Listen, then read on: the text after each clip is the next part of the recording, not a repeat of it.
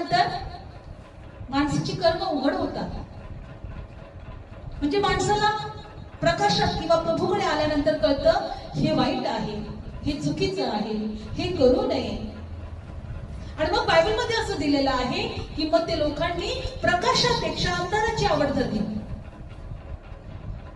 आणि म्हणून बायबल सांगतं की जो प्रकाशाकडे येतो तो यासाठी येतो की मी जे काही करणार आहे ती माझी कामं उघड व्हावी आणि ती देवाला दिसावी.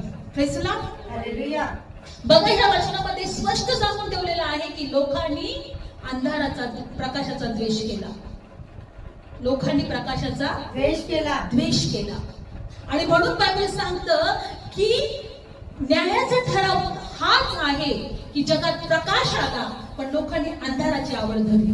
कशाची आवड धरली? अंधाराची. आणि म्हणून बायबल सांगतं की जो विश्वास ठेवतो त्याचा न्याय ठरवण्यात येणार नाही. जो विश्वास ठेवत नाही त्याचा न्याय ठरवण्यात येणार आहे. Praise the Lord. तुम्ही विश्वास ठेवा किंवा नका ठेवू पण आमचा न्याय ठरवण्यात येणार आहे. जो विश्वास ठेवत नाही त्याचा न्याय ठरवण्यात येणार आहे. लक्षपूर्वक ऐका.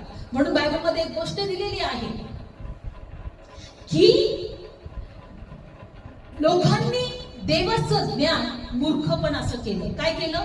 मूर्खपण असं केलं. हा, करिन्थियन पत्रामध्ये आपण या वचनातून जाणार आहोत प्रकटीमध्ये. पण लोकांची आज जी काही मनस्थिती आहे किंवा जे काही विचार आहेत आज बायबल